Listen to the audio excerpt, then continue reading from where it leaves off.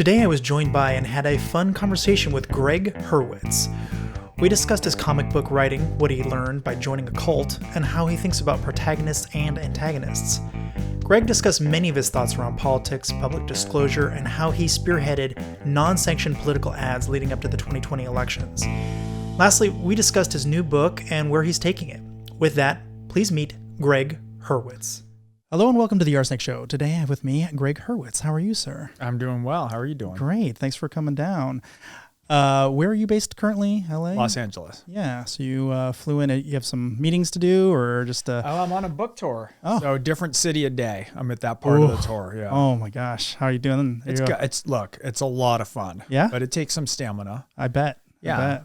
It helps if you have a little bit of caffeine in the morning, a little bit of bourbon at night. Like there's a way to just regulate the time zones. Yeah. So I got to know, was that a late night incident with your finger there? Because I saw. Okay. So since I write these tough thrillers, there's two different versions of the story. One of them is either that I got caught in the ejection port of a Benelli combat shotgun, or I dislocated it tucking in my shirt. So I'm not sure which one we're going to go with, but I thought you were just going to do something like, I got to be hyper realistic. I got to know what it feels like to injure my finger. Yeah. It's like the most humiliating injury that a thriller writer could have. So, but we'll just keep it between us. Yeah, right? sure. This isn't going to go further. This isn't on camera, okay. Of course Excellent. not.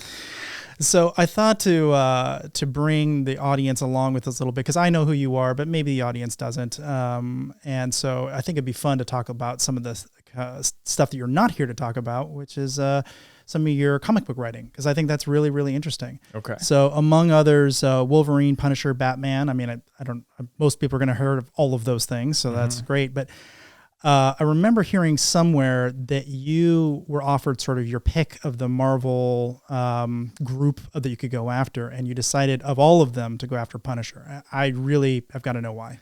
Well, there's two versions of that happened for me once at Marvel.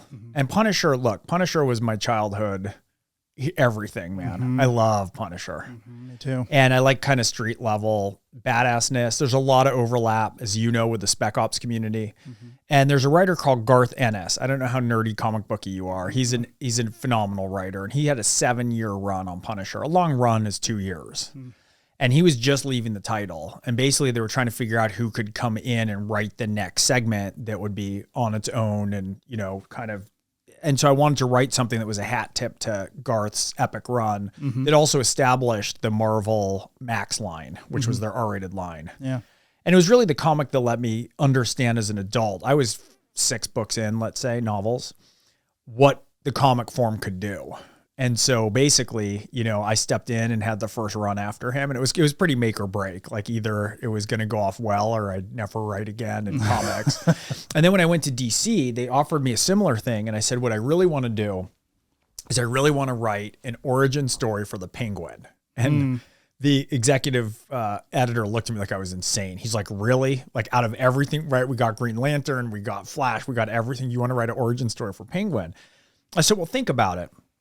Penguin is the only one in the rogues gallery who is sane, right? Riddler's nuts, Joker's nuts. He's not been taken seriously very much, right? Everyone thinks of the 70s role that's kind of ridiculous. Yeah, sure. And he never had his killing joke, right? The Joker has. And so I just had in my head this whole notion of how to kind of reinvent him as a formidable figure for the new 52. That was when they flipped the universe.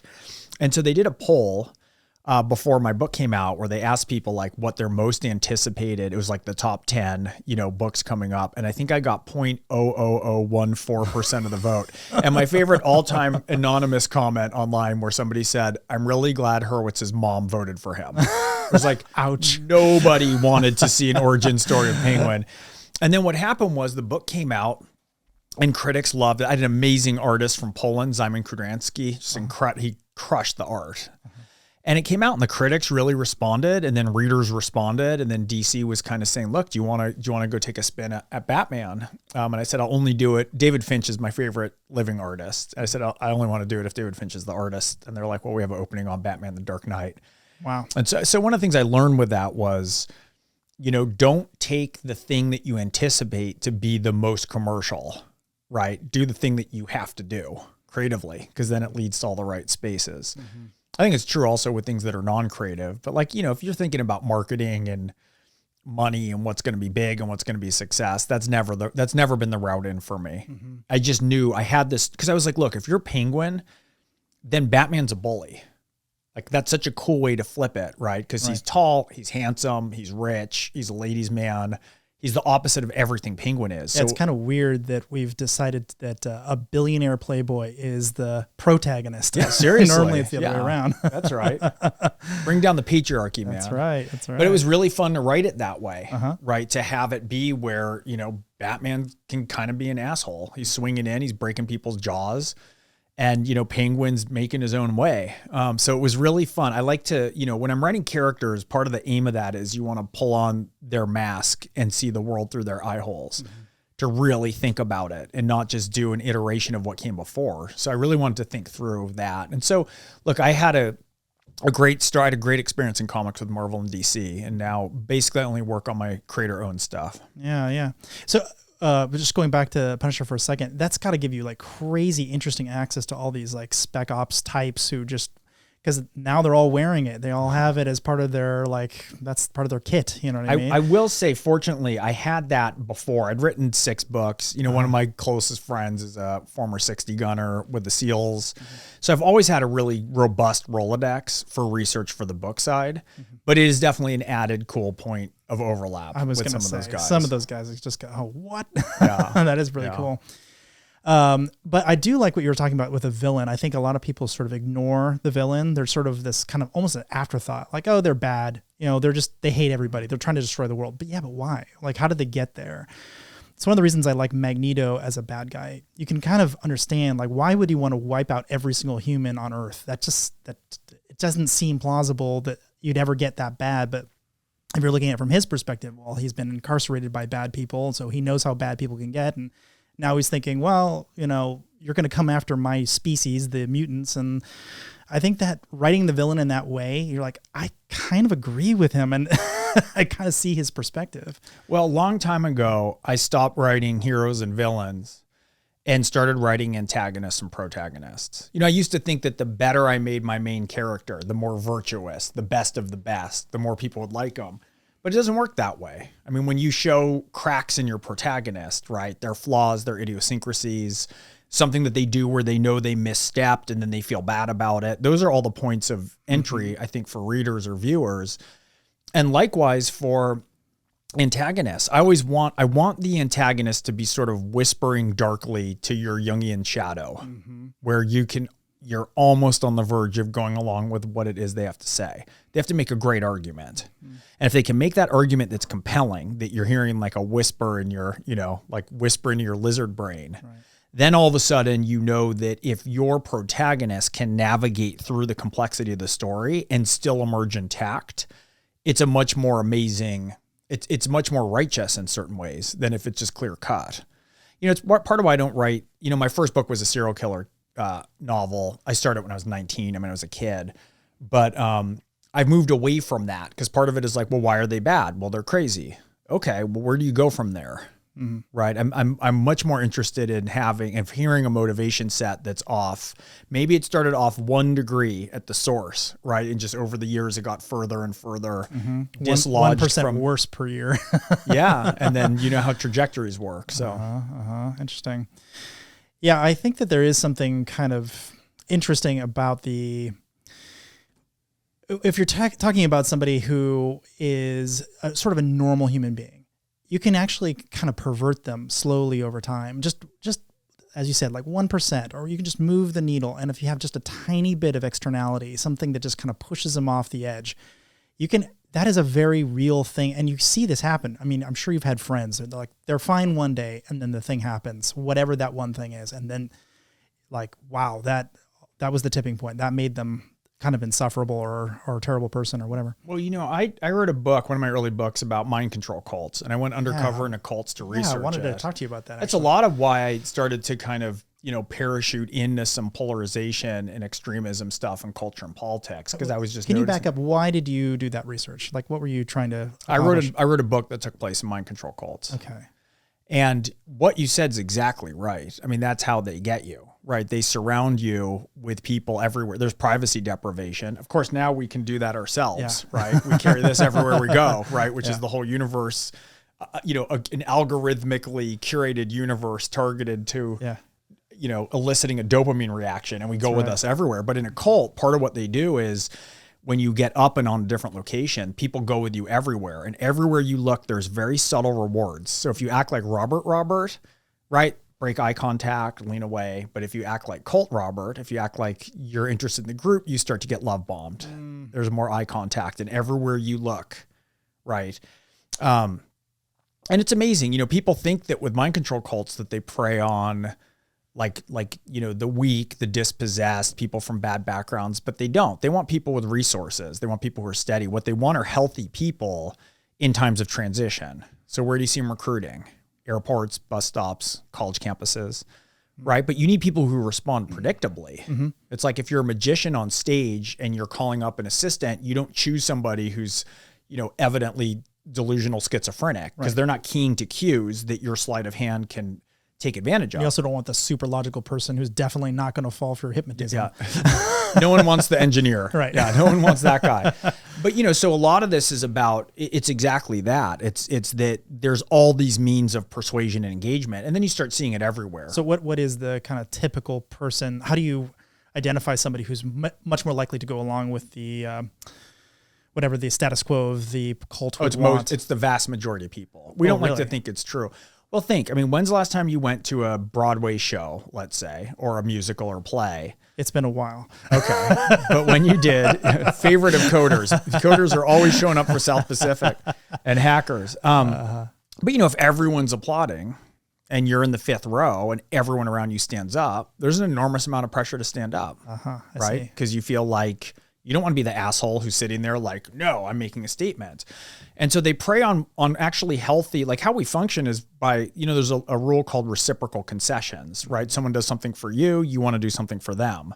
That's a basis of good trade. It's part of why England was so amazing. Like that's what credit runs on, right? And so it plays on that a lot. Like at an airport, sometimes people go around and they leave like a little flower for you, right? And then they come back and ask for a donation. Well, the odds go up exponentially that you'll give them something, right? There's all these manipulation techniques. Right. If somebody calls and you want their time, for something, let's say to work on a political campaign, you can say, are you willing to volunteer like 2 8-hour shifts on Saturday and Sunday? And you go, oh my God, I can't, I'm busy. Oh, how about a donation then for $40? Well, the odds go up exponentially. They'll donate because they feel like, oh, you let me off the hook for one thing. How do I kind of return that? And so you see this in sales, you see it everywhere. But the main thing is that's how healthy people act, right? And so, when I went undercover, I went to this cult kind of lockdown, and they put you, it was at like a Marriott near the airport. And there's, 500 people. They put you in a big horseshoe shape. So everyone's seeing each other. And they'll say, whoever's ready for change, stand up. The amount of social pressure that is exerted with 499 people standing up and you're positioned so that it's clear you're the only one sitting is hard to describe. So did you stand? I did eventually. Okay. But part of my game was different. Like one of the things I wanted to keep pushing and pushing to see what next level would come up because I wanted to see what I could elicit from the cult structure. Sure. But if you push too much, then they determine that you're a goat and they'll move you out and just, so then you get kind of kicked out because one goat can infect the sheep. And that's the power of the individual, right? We've all seen 12 Angry Men, right? Yeah, sure. So 12 Angry Men illustrates what's called group shift, right? How you shift a group dynamic. So if you can be in the minority, but you better be honest, consistent, right? Like there's a set of rules that you need as an individual to shift the culture, which is really interesting because when we see people right now trying to shift the culture, they're not embodying the traits by which lasting social change often comes about, right? There has to be a virtue that's attached to it. But individuals, the power of the individual is that if you can maintain and stand up to something, but you're aligned morally and ethically, then you can produce a shift. And so they don't want that. And so I didn't want to push too hard for them to realize that I could break the spell because how cults function are through, there's a term called pluralistic ignorance. Have you heard that? No, that's interesting. Everyone's miserable, but they can't talk to each other. So they can't share it. So they have this smile plastered on their face, right? And if they try to talk to somebody else, all the relationships are sort of dominated vertically. So that's part of why there's privacy deprivation, right? That's what we've done to ourselves in some ways when we carry like technology everywhere. Yeah. Filter bubbles. Well, and I do think that our polarization that we're seeing and this extremism in the country is a version of that. I think, we've done a lot of polling. I've done a lot of pro bono work in the culture and politics. Basically, 80 to 85% of Americans agree on everything. I mean, like where the line is for abortion that should be legal, immigration, environmental issues, but everyone's miserable and terrified of the cost of speaking out. So we're frozen in this state of pluralistic ignorance. Now, it's not like North Korea where everyone's miserable and they can't talk, so they're all smiling and right. But you can see very clearly that control for information, right? Control of access, fear of speaking out at the hands of a polarized, loud, toxic fringe from left and right both can claim the middle ground really readily if people start to get afraid of how to actually talk and express things. People have a lot of complex views on stuff. This is the banality of evil. This is the going along. Yeah. So out of curiosity, were you actually afraid that you might not be able to get out of the cult once you were in, or was that a real I did concern? some testing with them, and then I did one, like it was like an 8-hour lock-in event. I did not. So at the end of it, of course, what they tell you with great love bombing is, Robert, you did so well. You're such a leader that we want to invite you to our weekend retreat for specially chosen leaders, right? For $3,000 or whatever it's going to be. Sure. And then that's where they get you. That's what I didn't do. So they put you in the back of a van. There's no windows. You're filling out forms. You're not paying attention to where you're going. Van winds up into the hills. Magically, it happens to be out of cell phone range. Then they put you in a cabin, right? There's maybe a broken sprinkler by your window that keeps you up all night. So sleep deprivation starts. That privacy deprivation starts. They can control your food. They'll manipulate like high sugar, high carbs. There's buzzes, right? The leaders, they'll wake you up at 6 a.m. You do like drums and chanting. It takes about 3 days to catch hold of someone to permanently start to alter their behavior. Wow. And so I didn't undergo that, though I would have, but I just was like, I got a wife and kids, maybe. Yeah, but I was more curious, like, I mean, they could have just drugged you and dragged you off just as readily, right? I mean, it wouldn't have been as easy for them to convert you because you feel like a prisoner, but mind control crazy people do crazy things, Yeah. Well, mind control, what's interesting about mind control and what differentiates it is there's a difference between that and brainwashing. Mind control is where there's an agenda to alter your behavior that you're not aware of. Right? It's not by force. And so I'll give you another example of a very subtle difference. So the Chinese ran the POW camps in the Korean War, and they were trying to get Americans to sort of turn against America. Right. And so they started to run a competition, right? Like an essay competition. So it's like, here's an example of, so within, let's call it, this is more like in the brainwashing camp because they're under your control, but then they're using a mind control technique that's manipulative that you're not as aware of within that structure. And they said to people, look, there's nothing perfect on earth, right? Right. There's no nation that's perfect, right? So America's a nation, right? So America's not perfect, right? So tell me one thing that's not perfect about America. Okay, that's not too threatening, right? We're free thinkers. So they say it, and they say, write it down. Well, when you write something down, you're more committed to it, right? That's the wiring in your brain. Sure. That's why it's good to take notes during lectures. Then they say, sign your name to it. Well, if you sign your name to something, that's why the Ginsu knife salesmen are always having you sign a contract, right? Even if it's not really legally binding. Right. You sign your name to something, that's your name. And then they had a competition, and whoever won by telling the best story of a flaw in America, what would you guess that they won if they were in a POW camp? Maybe more food or more freedom, more access. You'd think something cool, but the answer, oddly, is a single cigarette. And the reason for that is if you get more food or you get more rest, then it's pretty easy to justify within your head. Like, of course, I said what I needed to do to get what I wanted, but no one wants to believe you sold out your country for a single cigarette. Right. So it's tricky. It's by lowering. There's an interesting kind of reverse with persuasion that often moves a different way. When Crystal did this when they were hunting Zarqawi, that's another thing. Talk about writing villains. I wrote a pilot about that. We can talk about that in a minute. Yeah. It was, Zarqawi was so brutal. He was the butcher of Baghdad. He was ISIS in Iraq. He was so bad that Bin Laden apologized for him. But one of the things McChrystal did when he came in and really wanted to put the pressure to him, he said, wait, there's a $20 million reward for him. Let's drop it to 5. Let's up it to 15 for his lieutenants, right? Like there's all these ways that and obviously that was enraging, right? And so it's like there's all these ways sometimes that you lean the opposite way to elicit different techniques. So then it's like, oh, wow, let's look around. Are we seeing that anywhere in mainstream media, right? In politics and culture? What are the ways those are working? What are the ways with, AI that's bearing down on us now, right? That in ways that are also wonderful, right? No, absolutely. As with all technology, right? It's just more power. So, well, it itself isn't ethical or unethical. It's how it's used. I think that's often confused for philosophy or that's right. metaphysics, and it just isn't. Those things are. But how do we look at the techniques with which we are engaging with these things to determine and have parameters around their usage in a way that feels like it makes sense or it's ethical or that we can keep our culture ordered and not have it tear itself apart? I see virtually nobody talking about the ethics of AI in the way that I would expect. They're mostly about, is this algorithm sensitive, like racially or whatever? Yeah, that is certainly an issue, but there are so many other ethical, like long-term concerns that are potentially quite viable, also could turn out to be nothing, but we haven't really had that conversation yet. And well, it's interesting. I look at robots, for instance, so you know what I'm talking about. Look at robots and everyone says, oh, we have these Asimov's like top 3 rules or whatever. No one anywhere is following those rules. It is absolute garbage. It's a fun thing to talk about, but no one anywhere, Roomba doesn't have those rules built into it. I've never seen any robot ever, like those robots that like drill stuff into cars or whatever. They don't have those rules built into them. So yeah, I think there's a lot missing there. Yeah.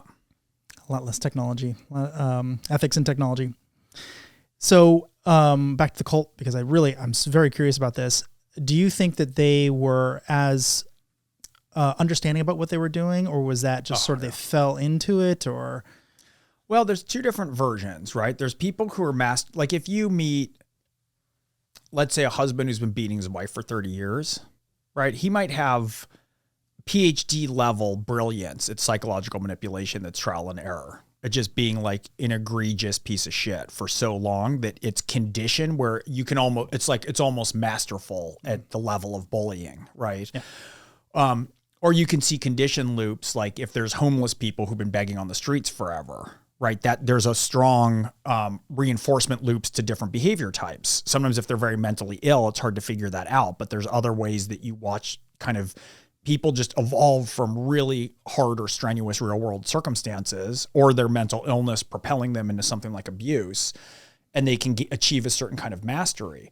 But a lot of these cults that are doing it, they know all these techniques.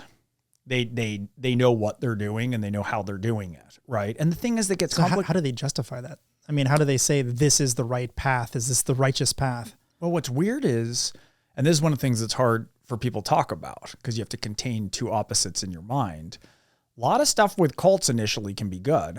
All of a sudden people have a purpose, right? People are casting about, they find a meaning, right? But they're transferring their independence into the hands of somebody else. But initially, maybe they're getting up on time. Maybe they're making their bed, right? Maybe they have a routine. Maybe they have a community now. And so when people are lost, when they're in those times of transition we talked about, they're looking for something. I think that's part of like the disconnect that we feel around in politics in a lot of ways. We're at a point right now that people cannot comprehend the other side. It's become a indistinguishable monolith, right, of people trying to destroy America. I do a lot of travel across in all kinds of different corners. And it's not dissimilar because people are like, how could you possibly vote for candidate X or belong to party Y? And part of it is there are benefits, right? It makes sense to tuck in in-group favoritism when the terrain is that rocky in the middle that we discussed, whether that's left or right. Mm-hmm. When pluralistic ignorance exists and when these extremes have like a vice lock on what the cultural conversation is, people don't want to be out in no man's land. So back to the cult for a second. You're loving this cult. Are we going to build a cult? Oh, we should. That'd be great. No. Every once in a while I run into somebody who has a really funny idea for a cult, but no, thank you. But I am curious, is this kind of where you got your like ideas about what how a villain can actually be on both sides. Like, yes, I'm going to make you a really upstanding person in like these 80 ways, even though I'm doing this massive amount of brainwashing on you and turning you into something wildly different. I mean, there's a way to spin that sounds kind of good. That's right.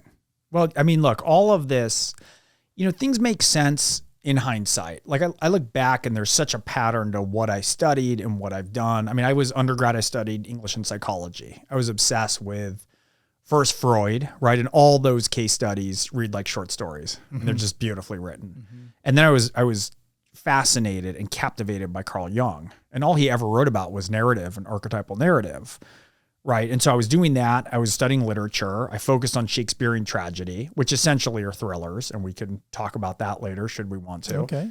But all of this is about the sort of union of opposing ideas, whether that's superego and id, whether that's anima and animus, whether that's ego and shadow, right? That's the yin yang.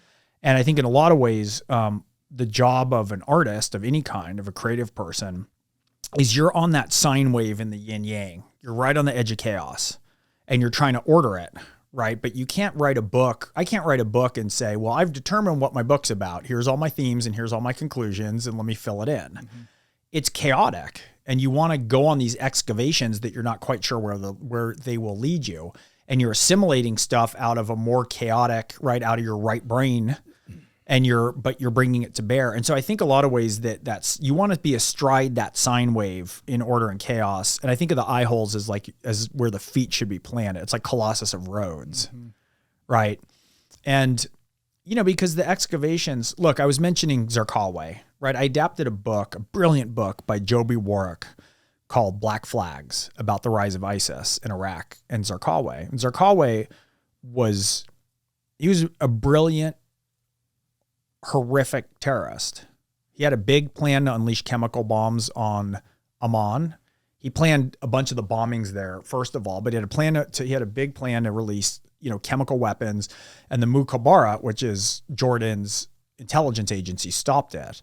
And he thought, well, instead of doing another big plan that can be disrupted, why don't I just kidnap one American backpacker and I'll saw his head off on live TV, or I'll record it.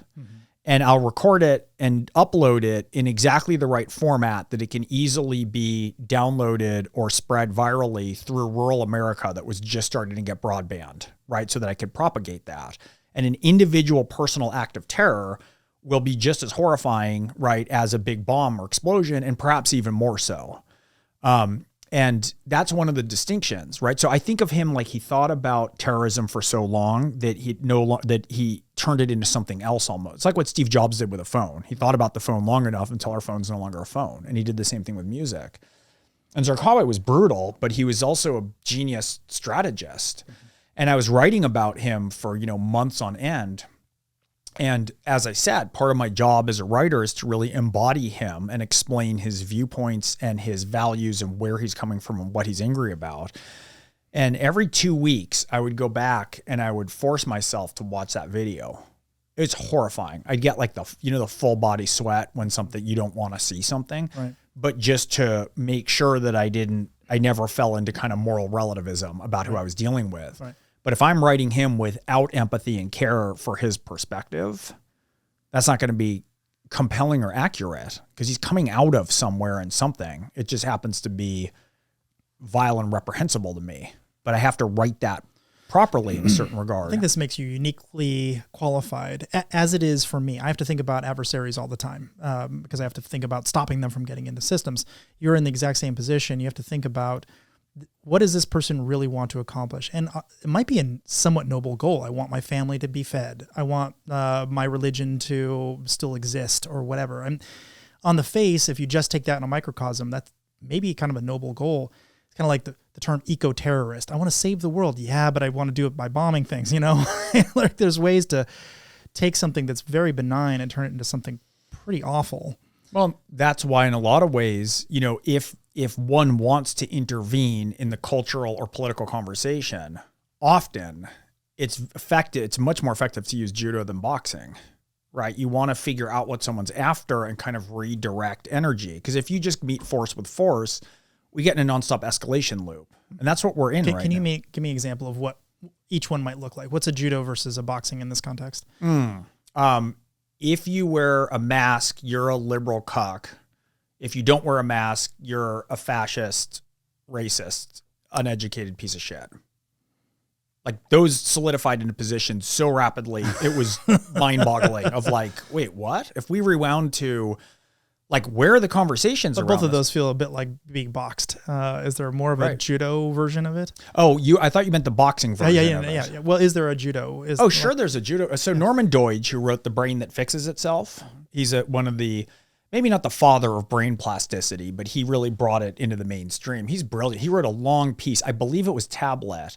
And he was talking about what you need to get to mandatory vaccinations, right? So for me, I come at this from, I come at most politics from center left. My own politics are quite liberal, liberal, not leftist. Sure. But so like classical liberal. Yeah. I mean, but my entry point tends to be that, though I have enormous regard for conservative positions and libertarian positions. I'm not sure everyone's going to know what that means. It might be worth spending just 1 minute on what the difference between classical liberal or whatever your views are and what you consider to be very left. Freedom of speech. I tend to come down, on a perspective of of regulation instead of unhinged free market. Though I like a free market that is based on innovation and competition, but when it gets into regulatory capture and monopoly, we start to have a problem. Sure.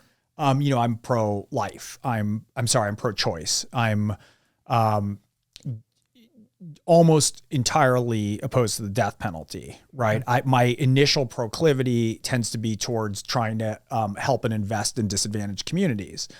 I have liberal views on, gay rights, gay marriage, a lot of that. But it's not something but for me, I'm also very aware that my personal politics with that whole pot of things, that there's people of very goodwill and a lot of intelligence who make incredible arguments, who have differing views on some of those topics.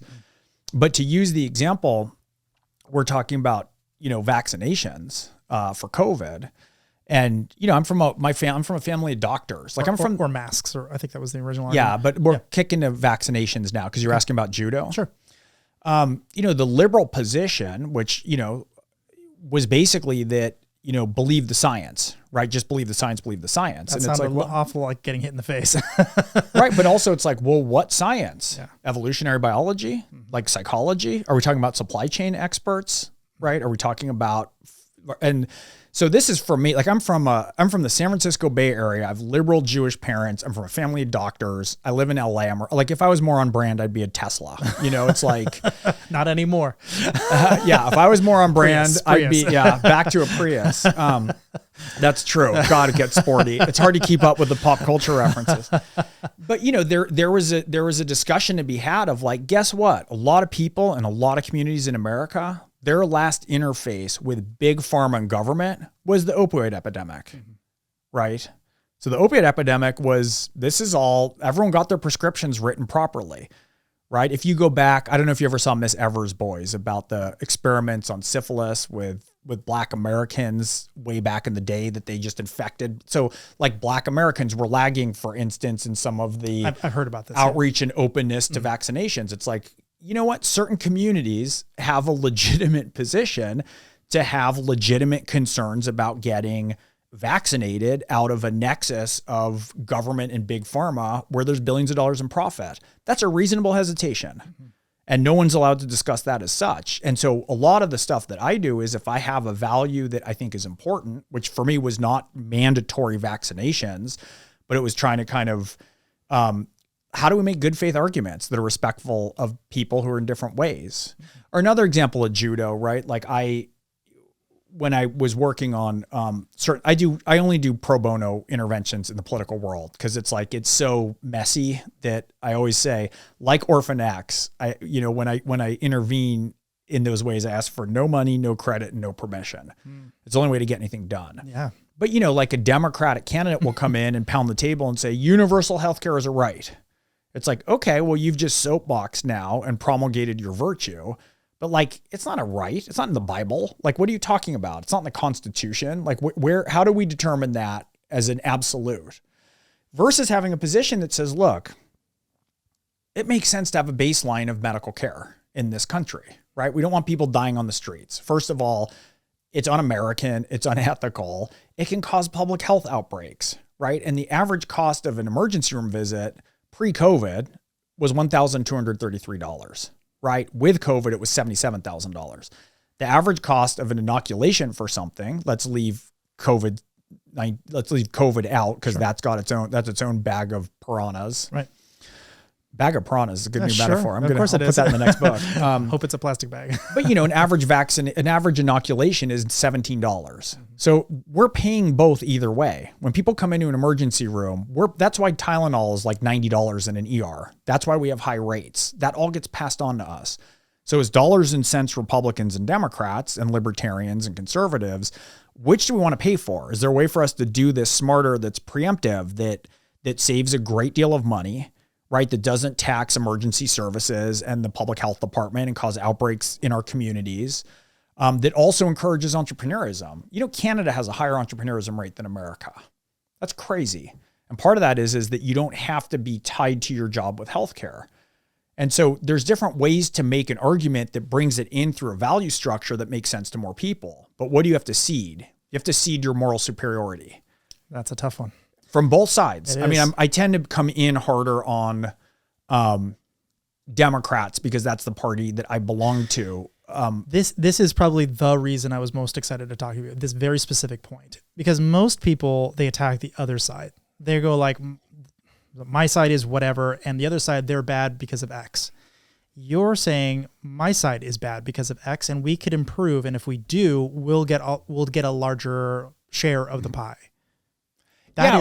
Or we'll learn all the ways that we're wrong and need to amend. Right. It's amazing to figure out where you're wrong. That's great. I can't believe this is a contentious thing even. It seems like that's how it should be done. Not just contentious, but to do it again with pluralistic ignorance, you're risking massive financial and reputational damage. Sure. Yeah. But like when President Trump was elected, and I was not a fan of President Trump, first thing I did was look in the mirror and go, how did everything that Democrats do fail so that this was a more palatable option for about half of Americans? And if we think about it for like 30 seconds, we know that's the only way anything gets done. Anyone who's been married, anyone who has a boyfriend or girlfriend, right? It's like, how did I get in this argument? Right. How did you screw, right? Is your answer that you've done everything right? Right. And the more complex a matter gets. And for me, the baseline statistic that kind of governed my entire entry, I think the most important statistic is that since Reagan, $50 trillion with a T has gone from the bottom 90% of Americans to the top 1% with a T. Wow. That's a staggering transfer of wealth. Now, part of that is globalism. Part of that is, brilliant entrepreneurs and innovators and billionaires in Silicon Valley. Like, good on you, right? Buy a bunch of houses, get a bunch of cool cars. But a lot of that is like regulatory capture, monopoly. Like, there's a lot of games played. And if you chart that course, it's not like that only happened under Republicans. Right. Of course not. And but one of my favorite candidates is Alyssa Slotkin. She was 20 years CIA, and she's a congresswoman out of Michigan. She's amazing. And when she was first running in 2018, she was side by side with someone on a Ford assembly line, I want to say. She's Michigan. And one of the guys said to her, look, my whole career for the last 40 years has been a straight line going down. I work harder and harder. And I get less and less. And it's harder for me to keep a roof over my head and pay for healthcare and pay for anything. I consider myself a stage 4 cancer victim, and Trump is experimental chemo. And if we looked at it that way, that elicits, I think, a position of anyone trying to speak on behalf of power or any political party, even if you're a newcomer to the party like Alyssa was, that should elicit more listening and humility and trying to get to outcomes over anything. Wow. And so that's the thing, I think. And believe me, I got plenty of criticisms. As much as I've been displeased with the left and with Democrats, I have plenty of issues also with Republicans. It's just not, we know what those are. Are there any legitimate, like truly legitimate concerns about the way you're going about things that you've heard? Like you really shouldn't do this because of X, or is this just me personally? Yeah. I mean, all the time. I mean, people have no idea why. What kind of legitimate concerns do people have? Oh, it'll destroy your sanity, your career, your You public personally? persona. Oh yeah. I don't think that's done that, or at least not that I've seen, or has it? No. Yeah, exactly. It hasn't. So but, it's not a legitimate concern. I mean, I see. Someday it'll do it. you look what happened to J.K. Rowling. Oh yeah. That was interesting. I mean, like find a quotation from J.K. Rowling that's not in support of trans rights. It doesn't exist. She's very, very liberal, very, very open. Yeah. Was making a different set of points, and she's a lot more powerful than I am. Yeah. That was a shame. I actually thought she was. Well, I say this also as someone who I have an adult trans godson who transitioned under my roof after 2 years of therapy, and he's a therapist. Like it's not, but it doesn't. These positions have no bearing in certain regards on reality, right? And so I think there's just now been a reposition. On an opinion piece from the New York Times this week about J.K. Rowling that she might not be like satanically transphobic. And it's like, you can pull quotations from her where she's like, I'm all about trans rights. I just also, there's an intersection with women's rights. And as somebody who believes in women's rights, here's my opinion. Like the fact that deems her so like completely incapable of participating in society, right? Her name's scrubbed off major events. It's pretty extraordinary, the standard to which we've allowed people to be erased. I find that particular thing really scary. It's one of the reasons I like doing a podcast. I'm just like, I need people to be able to get a platform, especially topics like this that are on the fringe. They could go either way. Some people are going to go really mad at you for one sentence. Another group of people are going to get really mad at it for a different sentence in the same episode. And that's what real discourse looks like. Well, and it's so good that you're doing this. It's part of what's so compelling about podcasts with people who are not just sort of propagandizing, is that the only way to shatter that spell of pluralistic ignorance is to have conversations that are like this. Right. It's to have conversations to say so that a lot of people are out there go, wait a minute, right? I'm locked in a space, right? I'm pro-choice, like rather vehemently, but I don't like the way it's talked about. I also think there's a lot of, other ways to have a discussion and a place to draw a line, and my faith comes into play. And like, there's so many people who have complicated views on things. We all do. How could you not have a complicated view on abortion or race or trans rights? These are unbelievably complicated topics. That's why I've carved each one out individually, because trying to conflate them is a mess. It's an absolute mess. Right. I mean, what we have, you end up saying they a lot, and that's I'm not a fan of that. Right. But I mean, look, we've made it impossible to set a bar that we have to talk perfectly about topics that can only be spoken about imperfectly. Part of what we figure out what the hell we think is by having conversations and trying things on. And look, I do this all the time. Like I'll go way across into some other community and really try and listen and open and engage and see what the perspective is. And that sometimes involves some disillusion of what you think, because you're trying to kind of contain that viewpoint. It's like what I was talking about with Zarqawi, right? And the psychologist, Carl Rogers? Yeah, sure. He's the, and how did that make you feel? Yes. So what's so cool with and how him, to actively listen as well. That's exactly it. Yeah. What's cool with him is he popped the patient up from the couch staring up, right? And Freud sitting behind smoking his pipe with his book, and they were face to face, right? So that was part of that, you see these things like perspective switch ripple through different disciplines, right? So you have like The Sound and the Fury with Faulkner or Rashomon or Theory of Relativity, right? But it also gets to the arts also. So we have this massive shifting in perspectives in a lot of ways. And part of what he thought was that to listen, to have, I think his term was unconditional regard, but I might have that wrong. My psychologist wife would correct me. No. For the patient. You live with psychologists. Yeah. I live with a woman much wiser than I am. Oh my gosh. But part of those fights must be very fun. She's something, man. But what he thought was that you actually have to set your nervous system in place to sort of receive and join to understand. Like it's a nervous system exercise to listen properly, right?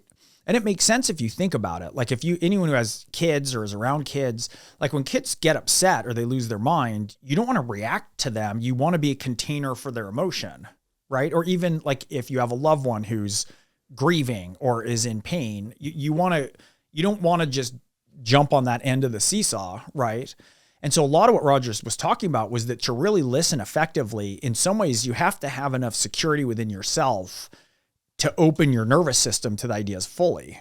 I think that's something that we have stopped practicing in opposition views, right? And so it's like we have to put these parameters around our mind. We can't even think about a position that would be opposed on, go down the list of flashpoint topics. Like and it used to be an exercise to say, argue the other side, think about the other side. What's the best argument? And a lot of times if you do that, I mean, one of the things I've found that's been fascinating is the further I dive down to an issue, the closer I learn about what the smart conservative viewpoints on it are. I almost feel like if I was smarter and wiser, if I was like the perfect yin yang, I'd be 50% liberal and 50% conservative. That's pretty close to where you are. Yeah, I mean, I still tend liberal, and part of that's my big five personality structure. But you can also, I sense that you can bridge the gap pretty easily. Yeah. But what I mean is, like, one of the biggest determinations of political proclivity, the big five personality test, right? Absolutely. Most Jordan Peterson viewers. Predates him. I know, but he's masterful in his assessment of it. Yeah. But, people know that as the Myers-Briggs, right? And so one of the biggest predictors of political leaning, and when I say political leaning, I'm not even talking Democrats and Republicans. Like, the words don't even make sense anymore. I mean, conservatives and liberals. So let's go old fashioned. Sure. Is trait openness, right? So high trait openness are artists, right? Like, I'm super high trait openness. That's why Hollywood tends very liberal, or magazines, or fashion. That's why cities are really high trait openness. I want to live around different kinds of people. I like different foods. I like different accents, right? That's not a white thing or a black thing or a brown thing or a green thing. That's a bell curve across all cultures. And lower trait openness, people who like more predictability, conservatives tend to be higher in trait conscientiousness. It's just a different trait structure. And they need to work in concert. So whether you believe that they're evolutionarily selected or God-given, we need both of the constructs. There's a reason that we've arrived in a culture where basically half of us come in equipped with our largely unchangeable big five personality traits on one side and one half on the other. And the reason is that you can understand why a conservative mindset wants to more walls, right? Build a wall. Yeah. They like walls around things. They do. They want in-group definition.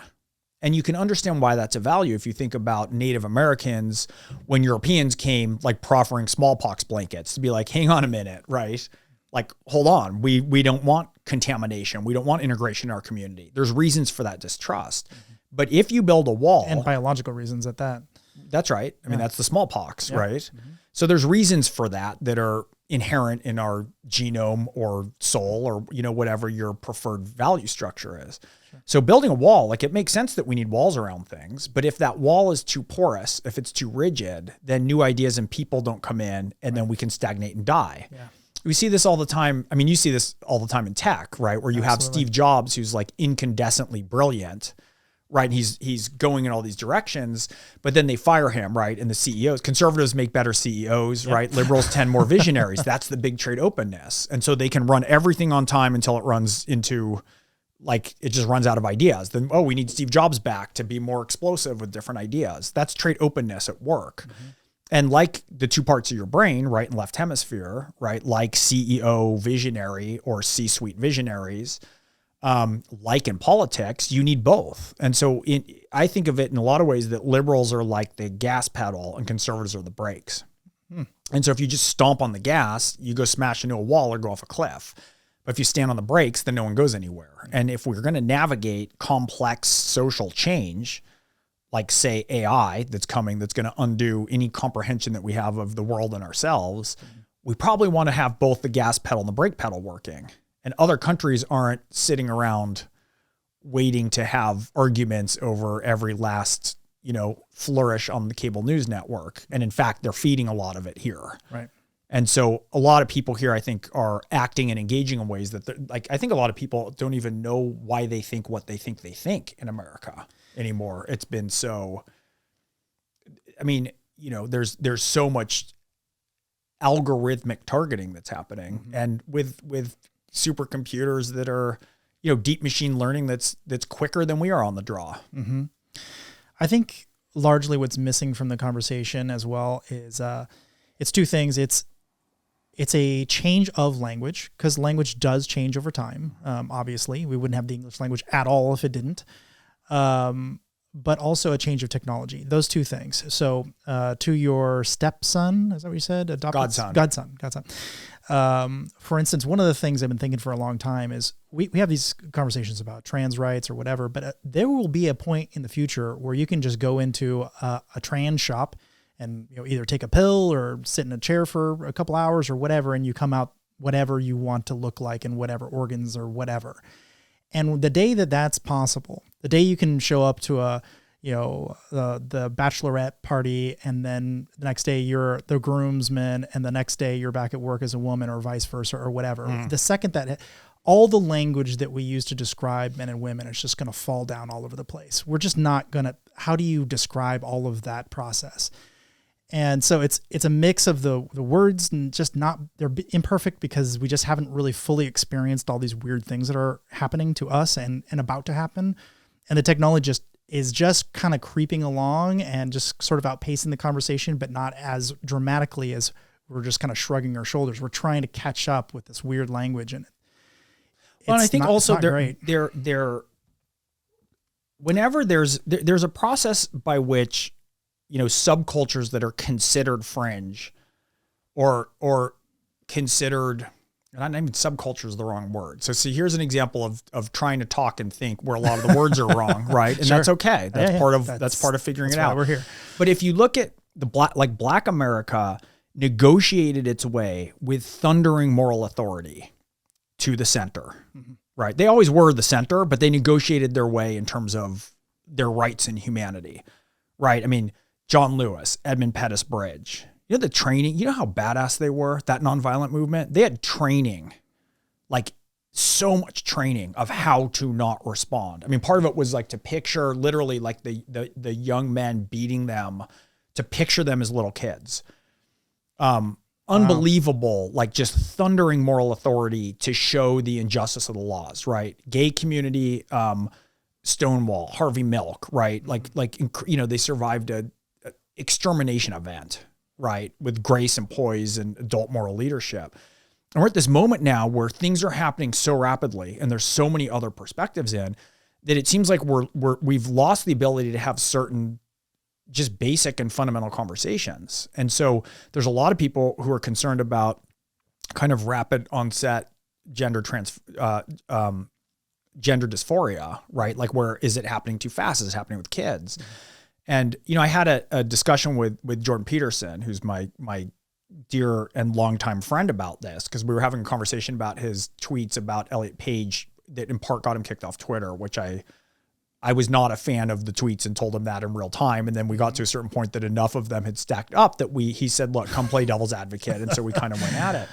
But, one of the things I was thinking about this is, it's like, nobody would know what it's like to be trapped in the wrong body better than people who are trans, people who have transitioned, right, with, like my godson. If you met him, he's his best, purest self in that way. If you met him when he was a woman, it was always sort of like his fullest form is being a man.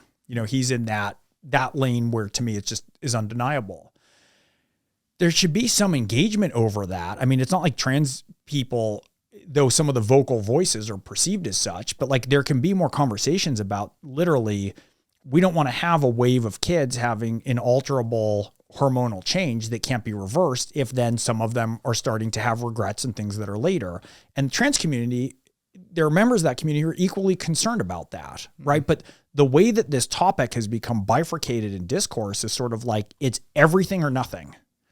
And there's not been a negotiation or discussion or anything with America to determine, like, what are the ground rules of this? Is it really that no one can say anything about this topic ever whatsoever? Or is it that it should all be shunned and it should be taken down and everybody who's trans has a personality disorder, right? Which is some of the view of the right. And as with everything that's complicated, it's immensely complicated. Yeah. And if we're not able to even discuss it and use words, how does anyone expect us to get anywhere? And so I see so much of the culture, and this is from both sides. Again, like, it's like barking and yapping at the perimeter to make sure we can't even get on the fertile ground to have conversations that are legitimate. Right. Mm-hmm. And that's a kind of mind control. That's kind of what I noticed. How are we inoculating people to outside sources of information? So everybody's inbox or, playing in their own lane. And right. And one of the first things cults does is they inoculate you to outside information. So how do you work this? I know you said you had some political campaigns that you sort of self-financed, or I don't know how to phrase it exactly. I just do pro bono. Yeah. Yeah. It was advertisements, right? You worked on some advertising? I did. Yeah. I did some advertising. I did commercials. So how did you use that sort of your ability to storytell and kind of work across the aisle or communicate your point more effectively? Like what sort of tools did you use to do that? Well, the first thing I did was I hired a lifelong Republican to do all the fact checking, because I was like, I don't want to. And look, I'm not claiming I did all this perfectly, but we did. I did 200 commercials with a team of amazing people and talent. I thought the number was like 2 or 3 or something. No, we did 200 in the 5 months up to the 2020 election, and worked with a lot of candidates. I did a lot of. If you want something done, give it to a busy person. Yeah, it was a bit like that. But I also had some creative geniuses working with me in Hollywood, and some amazing people. But the most successful commercial that we ran was I did Reagan City on a Hill speech, and I just showed Trump doing the opposite in to almost everything it was. And at the very end, a chyron just came up and it said, "Has your party left you?" And for me, it's like, that's a fair ad, right? It's fair commercial. Some people will say, no, this is right where I want my party to be. Okay. Commercial didn't speak to you, but I think that was a good faith, fair argument to make and to show, to give people a view to see how far have things come afield. Certainly see that in aspects for the Democrats, right? Just to me, it's less ascendant within the actual political party. It's more so in the culture, right? So that's a whole other, that's 5,000 different rabbit holes we could run down. Yeah, yeah. And, I'm not making any grand claims that won't need to bear a lot of caveats. So did you get negative? I mean, what happened when that launched? Was it was incredibly effective. I think it was one of the most effective ads of the whole cycle when we tested it. And because it didn't come in and say, look, one of the biggest approaches. Effective with whom, though, specifically? Moving voters. From the right to the left. Yeah. Or from the center to the left, or collecting, country club Republicans or libertarians or conservatives or evangelicals or, Spanish speaking conservatives, anyone. But what kind of negative feedback did you get from your own party? Because you were definitely going off the reservation, weren't you? I mean, well, to quote Reagan is any kind of an ideal, right? But for some people are furious about that, right? Really? Furious of his handling of AIDS, furious of his handling of other stuff. But it's like, look, are we going to exist in the real world, right? So for me, increasingly, I'm like, I don't care as much about language and permission structures. What I care about are people's intentions and what the outcomes are. And I've had to get really oriented towards outcomes, right? And so for me, one of the things I say was when President Trump was elected, I kind of foresaw a version of events that could lead to January 6th, right? That was something I could just sort of feel that there was a direction that things were moving that were terrible. Well, a couple of my closest friends, one of my best friends, evangelical Christian, voted for Trump 2 times. And he's someone who I love. Like, this is a 25-year friendship. So I don't get to just decide that with that one act, right, he's an evil person who has nothing that's worth saying. And so I saw myself as a canary for a particular coal mine of ways we could go wrong. Mm-hmm. I can't get to just tell him that he's an ignorant canary from an ignorant coal mine, right? Not with people I'm close to. And I have a lot of people I'm close to all around the political spectrum. Like, Jordan's not even that outrageously right? Like the fact that he's painted and he started on the left, so he's right. Jordan's like an outlaw biker at heart. That's what Jordan should be. He's amazing. But so, and it's like, we also know what to do, I think, right? And so a lot of the thing was for a lot of the party and the press to just scream at people who voted for Donald Trump and tell them that they're stupid and ignorant. And it's like, what happens with anybody? If you have a kid who you're raising and you tell them all the time that they're stupid and lazy, how do you think they're going to wind up? Mm-hmm. And I think the same thing's true across the aisle. I mean, Republicans have been screaming at Democrats that they're like unhinged socialists forever, right? It's like we're yelling, you're fascist, you're socialist, you're fascist, you're socialists. And it's like, let's say that there's anything to the fact that we, can stitch the fabric of our culture and understanding together in an important way based on where we put our attention and how we label the things that we see.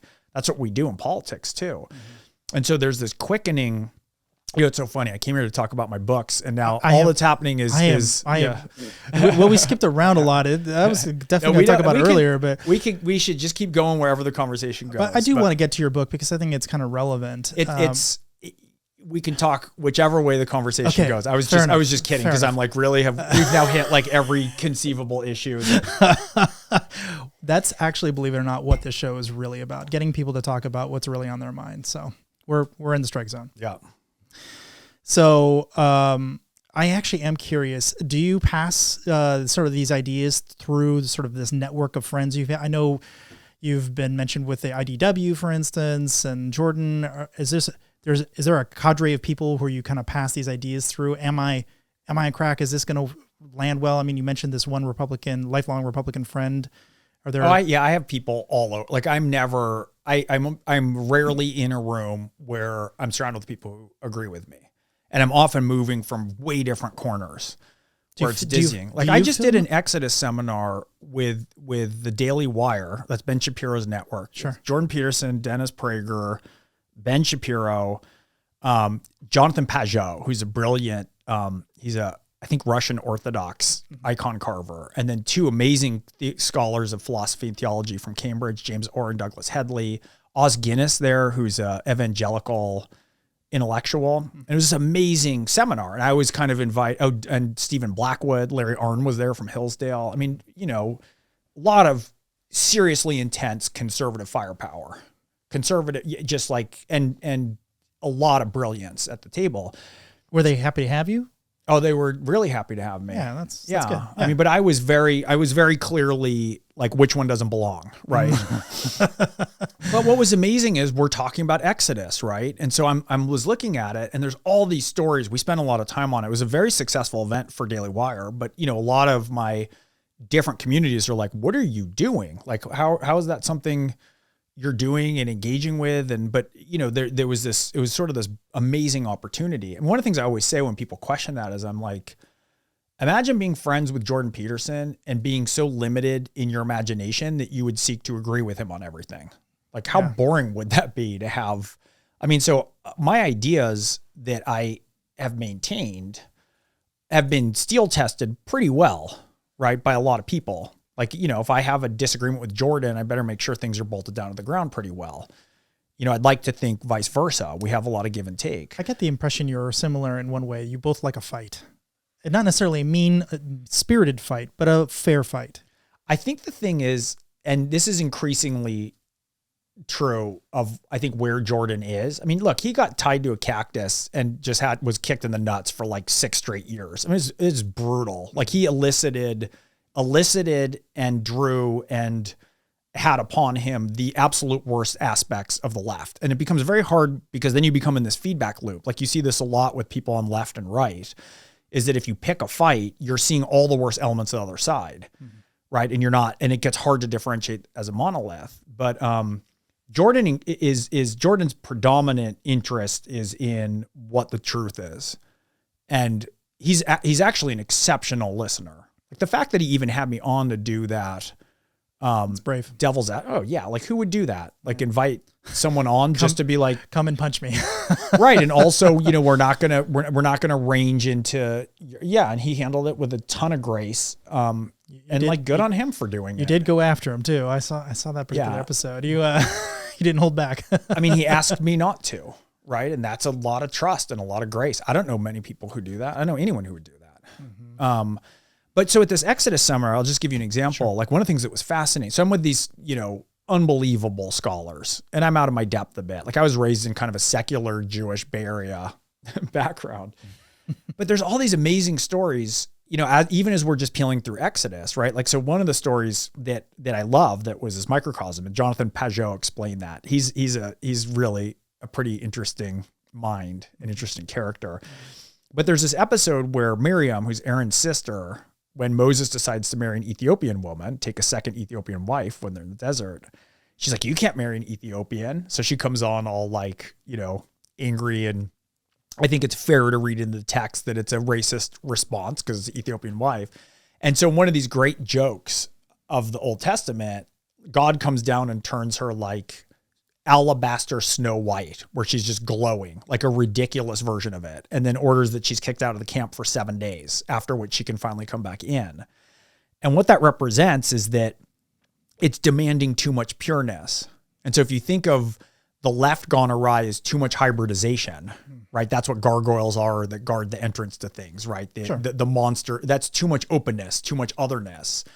But the problems of the right when it goes off course is too much pureness, right? Like one race, one America, Absolutely. all that stuff.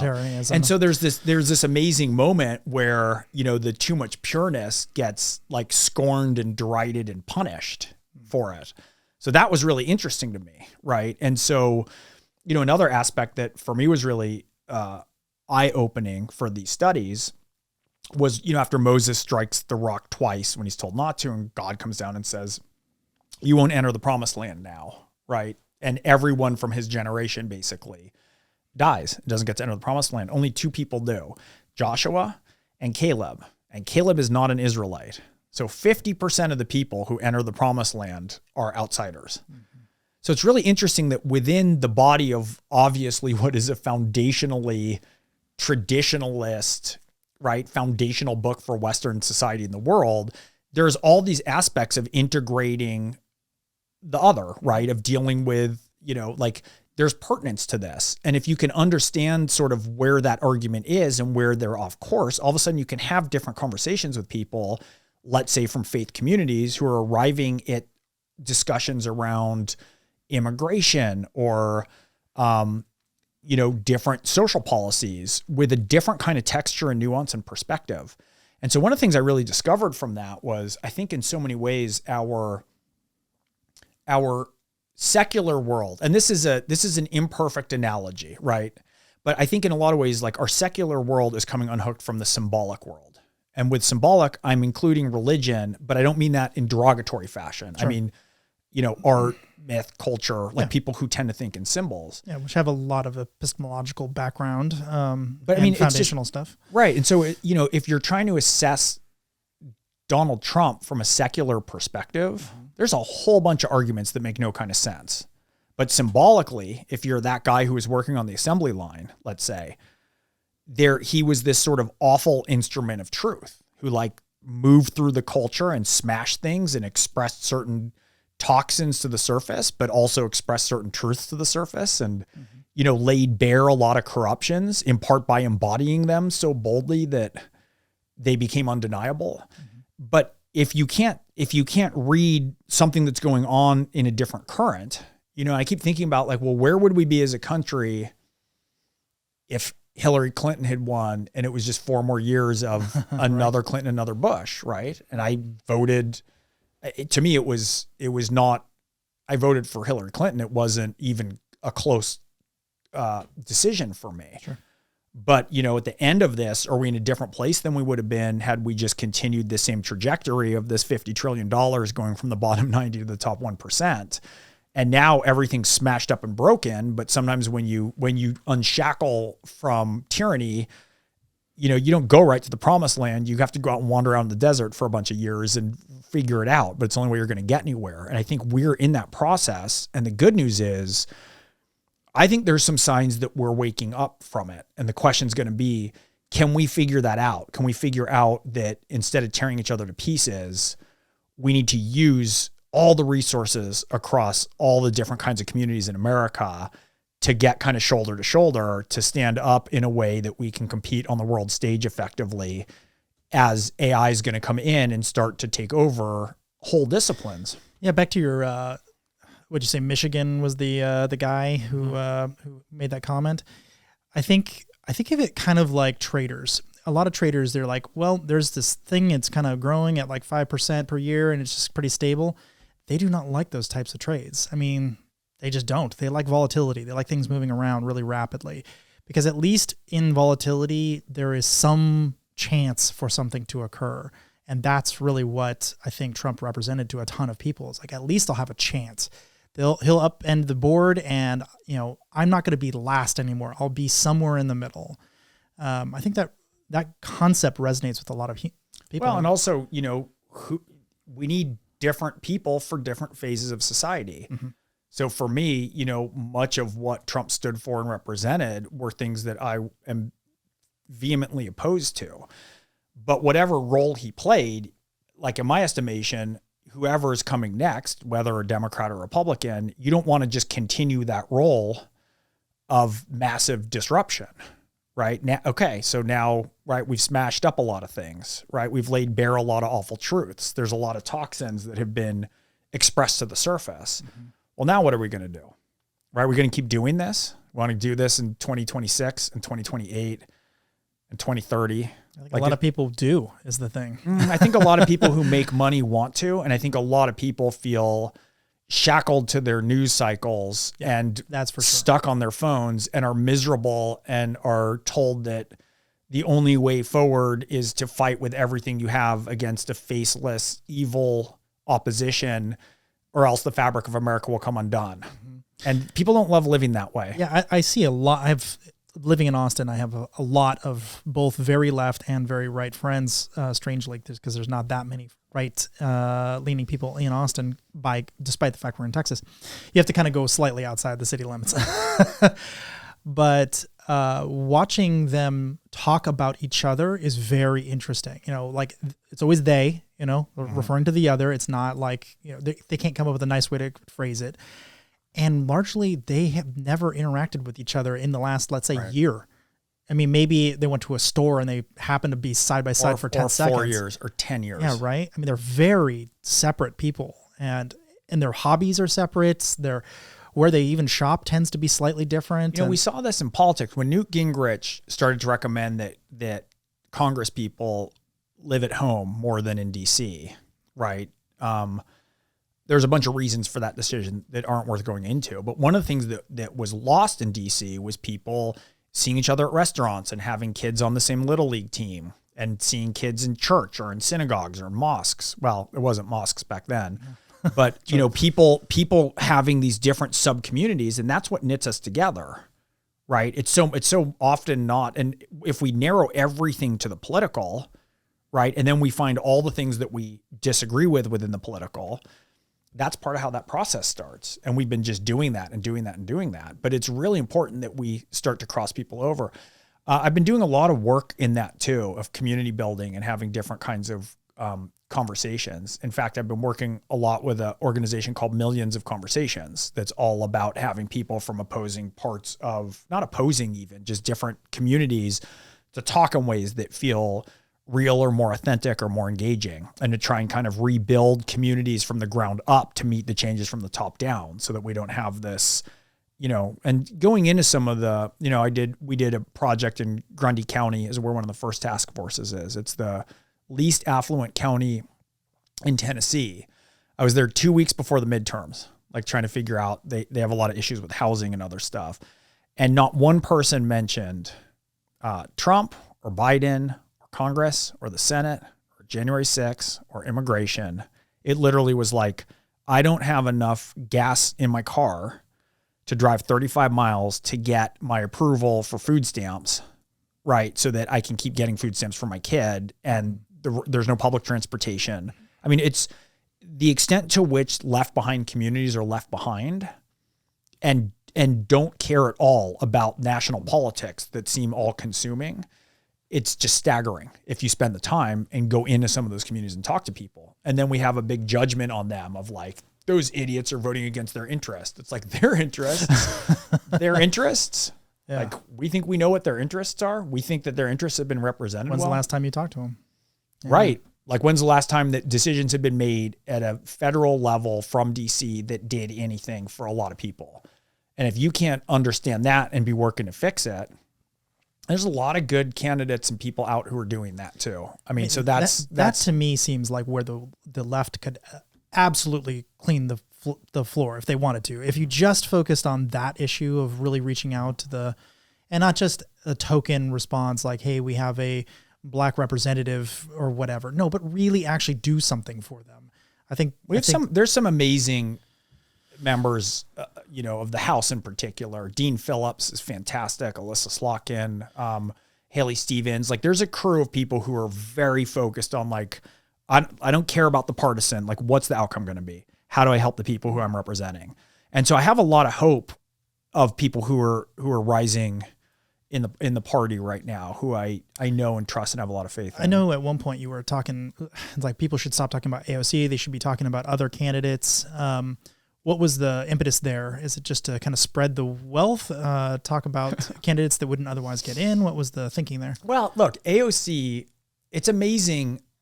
It's so clearly that she was built up by this massive, clearly there were studies done on this that to make her the boogeyman. I mean, it's kind of hysterical the extent to which she is featured and people are terrified and undone by her, right? So she advocated the Green New Deal, right? Guess how many votes that got in the Senate? I can't imagine. 0. Literally not a single. She didn't even vote for it? Democrat. No, in the Senate. Oh, Senate. Not a single Democratic senator voted for that bill. Huh. Like, she's not some immense rising power within the party. And had, but obviously there's a lot to be done if you target her for a lot of reasons.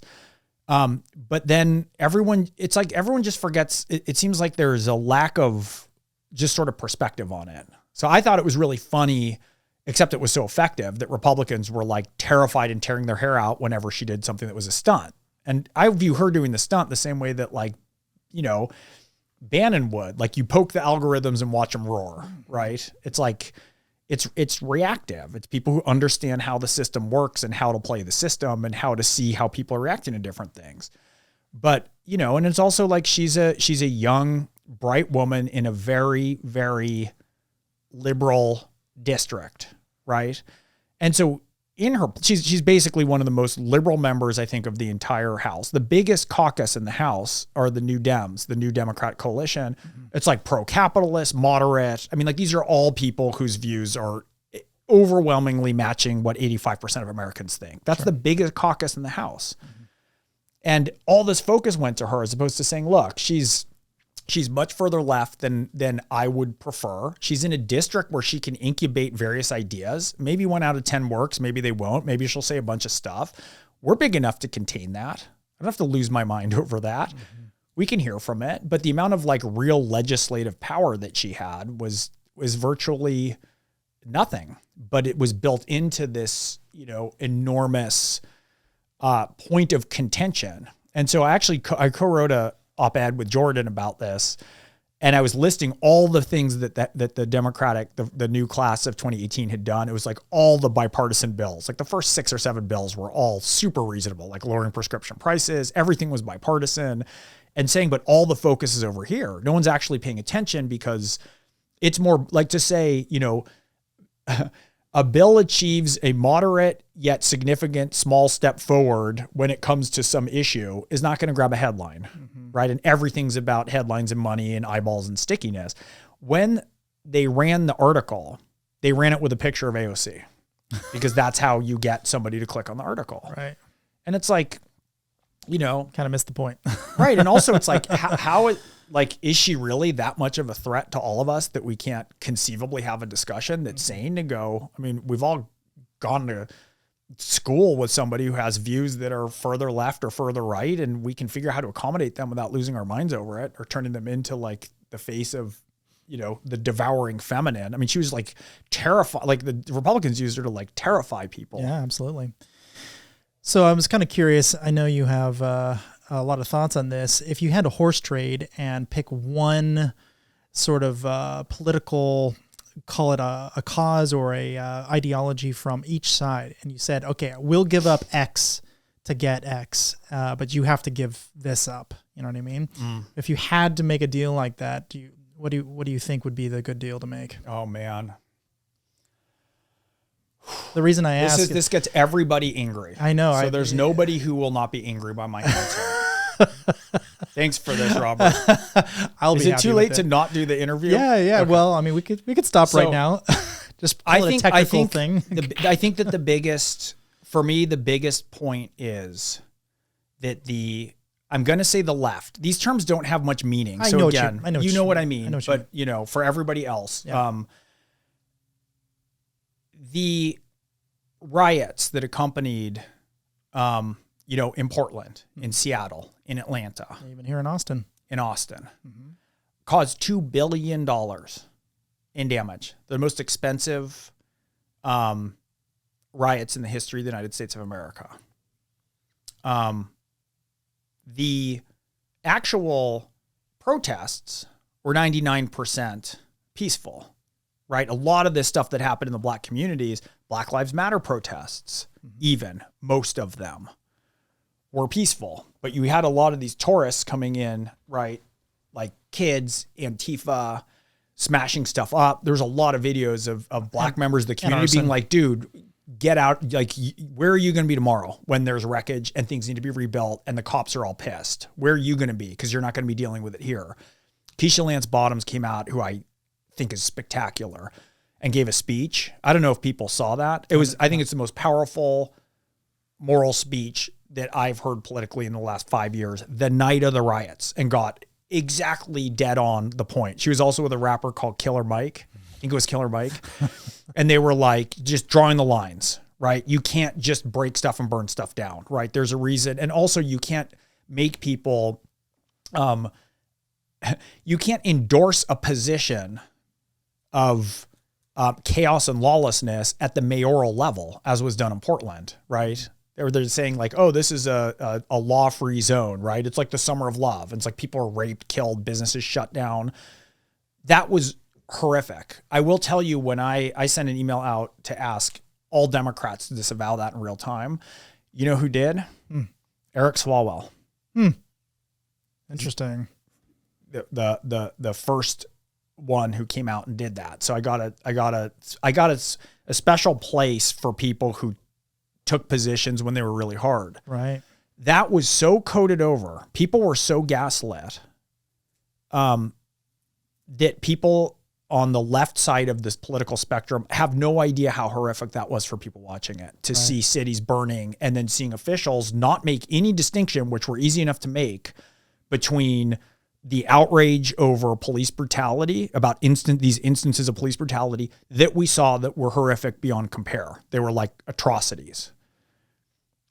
And everything else that happened, like an inability to draw a line with any of it. So that created what, one of my colleagues I work with is a woman called Summer Ali, who's a brilliant, she teaches a course on unity with John Meacham at Vanderbilt. And she also is she's a mediator. She's one of Desmond Tutu's proteges and mediated the Syrian civil war, just extraordinary woman. And she always talks about the authorizing environment for violence. And I was watching that thinking, man, if you're going to permit all this and snow this over with the media, you have no idea what this is going to lead to if you're going to permit that. And for me, that was the seesaw to January 6th. Now, January 6th has a lot of differences. The minute that you pivot to that, a lot of people go, wait a minute, they weren't trying to subvert democracy, right? There's different charges. Some of this is federal, some isn't. Like, I agree that January 6th for me was a horrific event. And I think that part of it is that Democrats, let's just say anyone to the left, anyone to the right. Again, the terms don't have much meaning anymore. I think that it's the role that was played in creating an authorizing environment for violence, which I'm not saying that the Democrats or the Democrats were not. Yeah, because Democrats did not endorse the riots by and large at the federal level. Almost none of them did, but they didn't speak out vehemently against it. Right.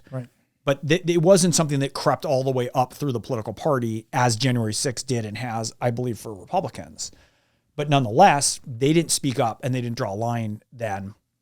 And I think that those two things are of a piece. I think that if the left were willing to acknowledge that they had adopted certain tactics or generated certain tactics that contributed to this, right, out of a belief that we have to do anything, right? We must do anything. That's the dangerous phase. It's so dangerous now. We have to do anything. We got to do something. Yep.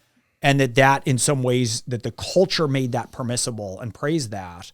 And for me, for the right, it's the big lie. It's the fact that the claim that Trump won the election. And I think the vast majority of people know that he did. I think that comes from a different place. I think what that is a lot of people, if you drill down, there's a lot of people who just believe it and want to believe that despite however many court cases, even from judges who Trump himself appointed. But I think that's another symbolic thing, right? Like one of the things I say about Trump is he lies all the time, but he's fundamentally honest because you always know what he's thinking, where he's coming from. I think a lot of people's reaction to that was they felt like everything in the entirety of American culture lined up against him from day one. And in a sense, in a way that they hadn't for other presidents, though there's a caveat about how I believe that happened in certain regards that were powerful but less widespread culturally against Barack Obama.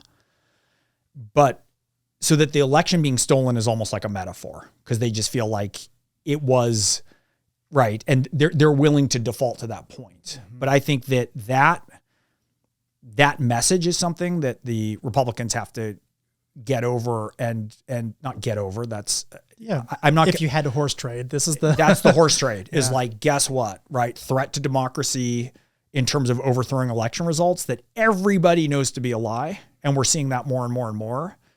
Like put that in the rear view. And they're going, yeah, you know what? Like there wasn't much accountability back then with this other thing. I think those are the two pieces that I watched as the escalation was happening and could kind of foresee that. Interesting.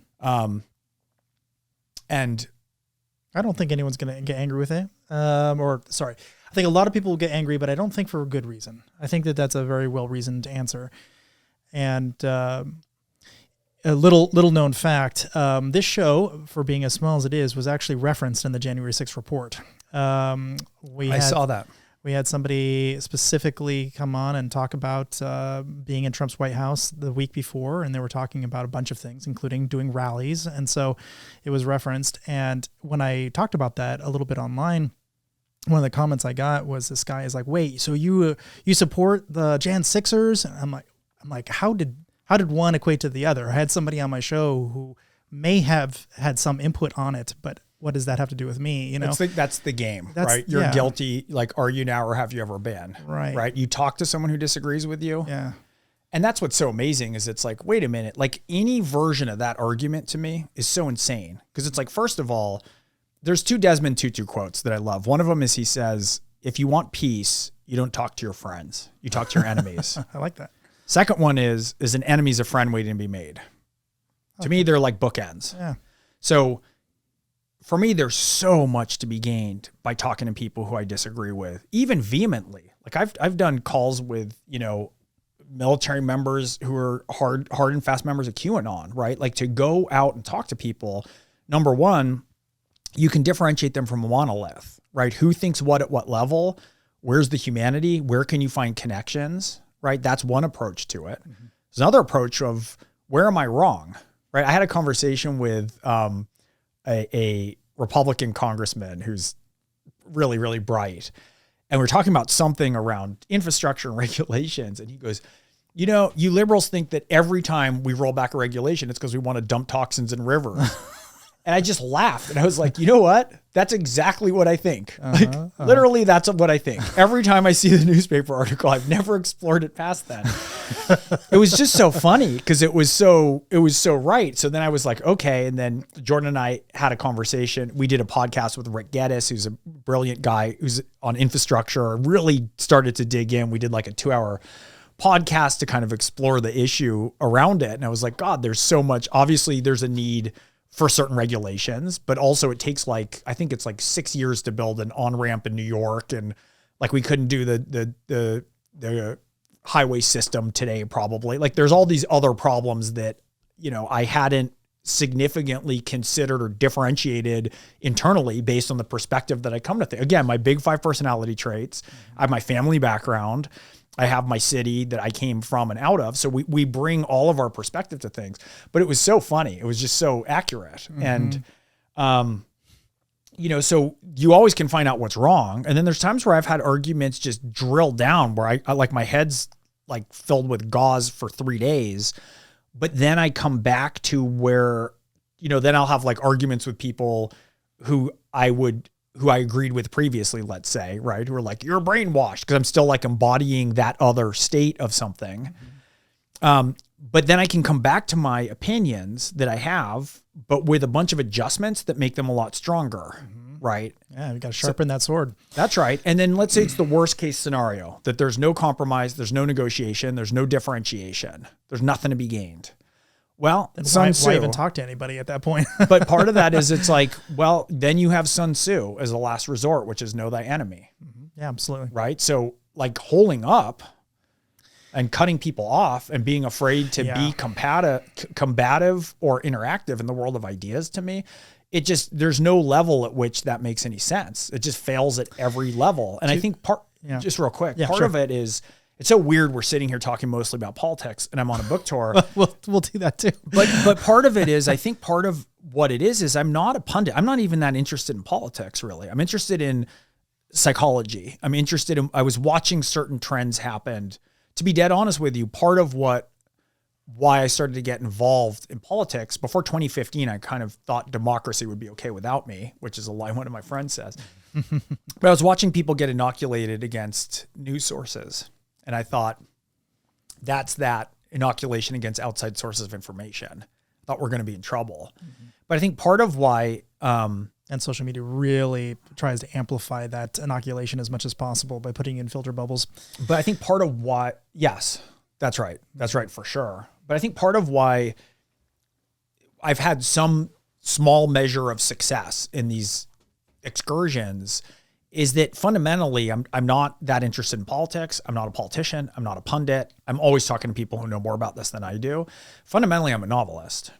And so when I'm talking to people, I interviewed, porn stars and demolition breachers and outlaw bikers and go down the gamut. Like that's what I like talking to people with really weird, twisty brains, sometimes really dark.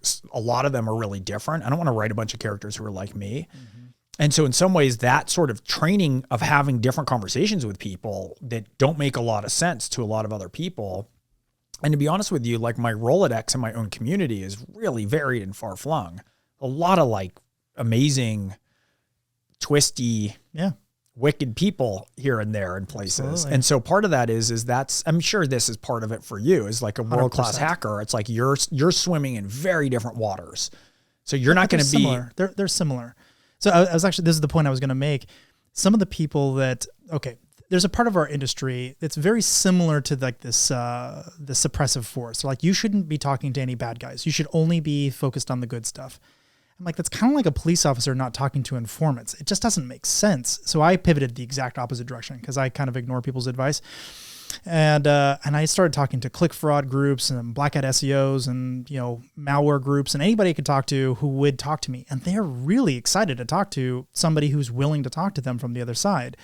They're like, oh, well, so what's working, what's not, right. And is this happening and not happening? And by the end of it, I became one of the foremost experts on actually how they think about attacking us. And it's actually quite useful in all kinds of different ways. So it's the same thing. Like if you're not willing to reach across the aisle, you have no idea that they're never going to use this tool because it's not going to make the money. So why even defend against the thing that they'll never ever use?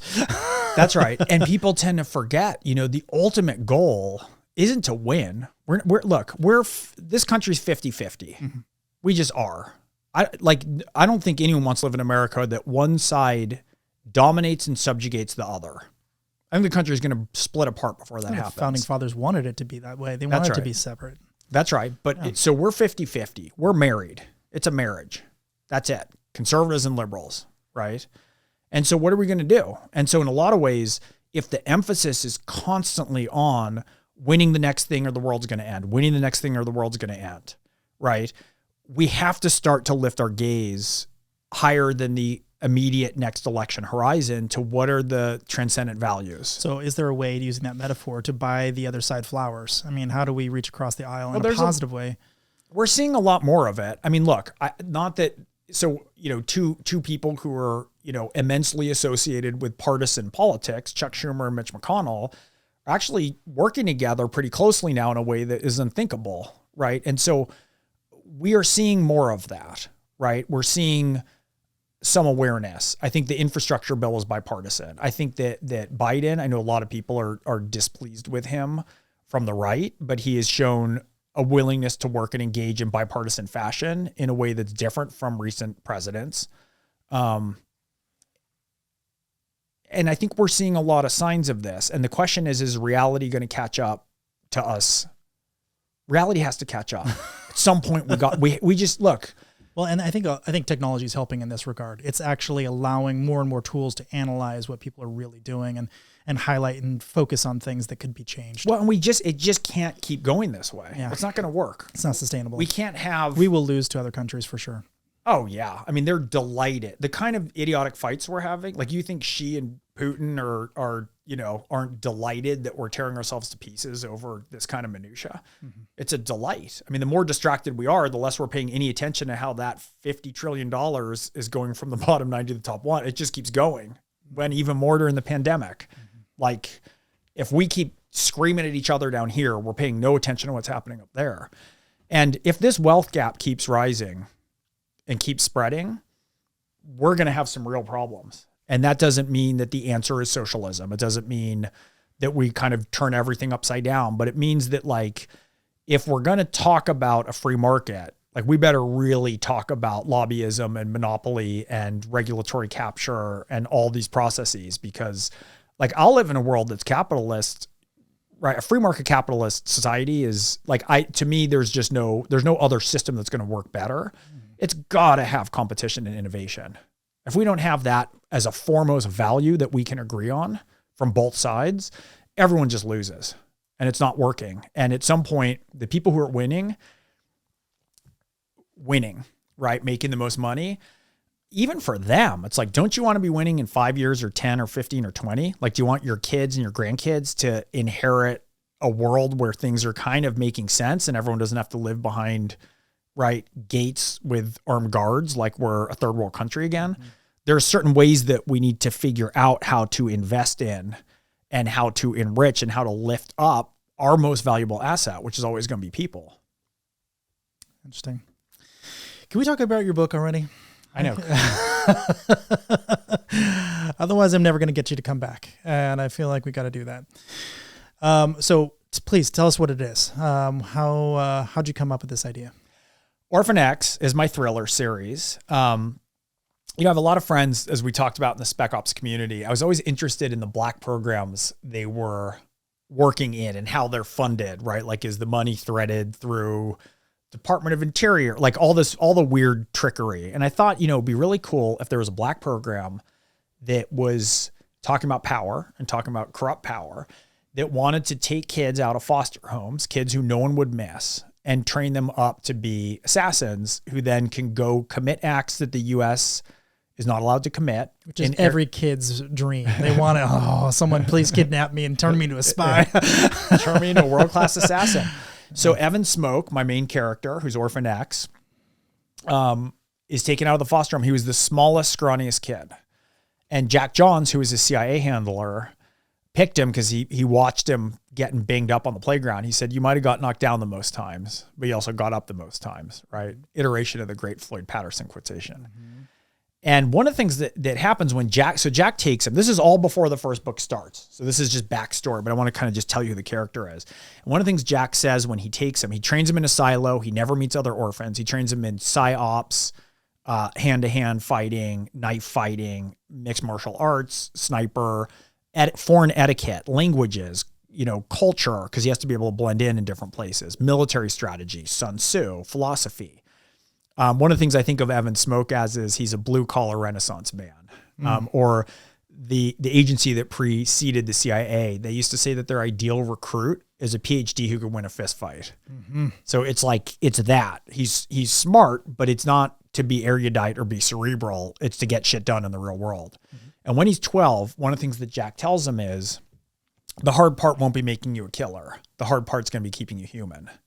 And for me, that's the key line around which the whole series coalesces. So it's not that he has just this awful, because he's being trained to be an expendable weapon and do some horrific shit. Mm-hmm. But Jack also loves this kid.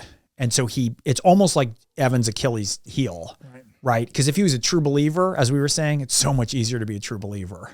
So is the guy who kidnapped him an antagonist or protagonist? Like, how are you writing them? Jack, his handler. Yeah. Oh, he's a protag. I mean, he's his father figure. Okay, all right. But he also is his father figure in training him to do horrific things. Mm-hmm. But that's also the best thing that ever happened to Evan. He'd be, dead with a needle in his arm or in jail if he stayed in his East Baltimore foster home. So this sounds a little like a cult. And so basically at a certain point, he's committing these executions as Orphan X, but because his moral compass is intact, at a certain point, that staying human and being a killer, those are two trains on a collision course. And he leaves, he flees the program. They're kind of, excuse me, they're pursuing him. He goes off the radar. He lives in plain sight among ordinary people in a penthouse in the Wilshire corridor. And he has an encrypted phone line. And people can call the phone line. The number is 1-855 to nowhere, which you can call. You can see if he answers. Oh, really? And he answers. And basically it's for people in terrible need who are being terrorized by another person or group of people. And they're desperate and they have nowhere to turn that any conventional avenues will help them. And he basically becomes like a pro bono assassin and to execute those missions on behalf of people while still having to stay off the radar of the government that created him and turned him into this wolf who can hunt other wolves. And that's the backdrop of the character. I remember you talking at one point in one of the podcasts I listened to about a scene in an elevator where he's kind of trying to hide how messed up he actually is while the normal daily grind of people getting in the elevator and bothering him with sort of the boring aspects of life or whatever. Can you explain that? Yeah. So one of the things that I do that's really fun in the series is he's an archetypal character, like the ones I grew up with and loved, right? Bond and Bourne and Jack Reacher. But we never get to see James Bond go home. And one of the things I wanted to do in this quest, it's really, the thriller series is really about the process of becoming human. And for Evan, I wanted him to be living among ordinary people in the real world where you and I live. So he'll be on a mission. Let's say he gets his arm cut. He's bleeding out. He's like tourniqueted with a sock, and he'll get dragged into an elevator that's like packed with residents of Castle Heights. That's the residential tower he lives in. And they're like, there's like the elderly Jewish woman who lives downstairs who's yelling at him that his car is leaking oil, even though it just got shot up. Right. And then he gets dragged into like an HOA meeting where he has to like vote on the carpet pile as his phone's dinging on his knee because there's a cartel guy who wants to execute him and he's trying to like cover up the blood. And so he's, this is a guy who's perfectly at home garroting a human trafficker in a Muscovite banya, but he's like undone when he has to make small talk at the mail slots, right? So we never see Jason Bourne have like an awkward encounter with this single mom who lives downstairs who he has chemistry with. Mm-hmm. And so he's seesawing between these worlds. And I think of him in a lot of ways that it's like he's outside of society. He's got his face up to the glass and he's looking in at these ordinary people leading ordinary lives that he can never lead, but he can at least protect them and preserve that for them. And so that's one of the templates that's a lot of fun in the series. And as he's sort of started to develop different relationships over time, he's very, very slow to trust. But The Last Orphan is kind of where that all explodes. It's the 8th book in the series, but you can read any of the books. You can jump on at any point with them. So new readers, it always resets and is a contained story. But in this one, this isn't just the story of where his past catches up to him. This one is where his past overtakes him. And so the president of the United States, no less a power than the president of the United States, unleashes this massive manhunt. I mean, like there's helicopters, there's a dragnet, there's this whole thing. And Evan, basically Orphan X, the world's greatest assassin, the government's been after him forever. He doesn't just know where the bodies are buried, right? He put most of them in the ground. Mm-hmm. So they've long determined that his head's not safe enough to remain attached to his shoulders. And he's like bound, gagged, high value target treatment and is brought in before the president of the United States. And she tells him, look, there's one last mission that she wants him to do. He can make a choice. And there's essentially this very eccentric billionaire who's a super intense power player, master manipulator, has accrued all kinds of power. He throws these giant Great Gatsby-like parties in the Hamptons on Billionaires Row, where he puts on display every version of sin. And he invites Supreme Court justices and congressmen and media news moguls. But he's got cameras hidden all through the house. So he's got this little black book, and he can swing elections. He can swing Supreme Court decisions. He can move votes. He can trade stuff to, non-compliant nations. And the president has determined him as a billionaire. We've seen this, right? There's billionaires all of a sudden who have as much power as nation states. How do you deal with them? A lot of oligarchs, for instance. That's right. Here and abroad. And so the president basically says, look, this guy is, he's too dangerous. He's got too much power. I need him removed, which is an impossible mission. I need him executed, but also I need there to be no fingerprints. And there's only one assassin in the world who can do that. And that's Evan Smoke. But one of the things that she says is that, his code has been that he will never, ever commit another mission on behalf of what happens up here in the abstract realm, right? In politics, in culture, with all that corruption. He only does things aligned with his moral compass.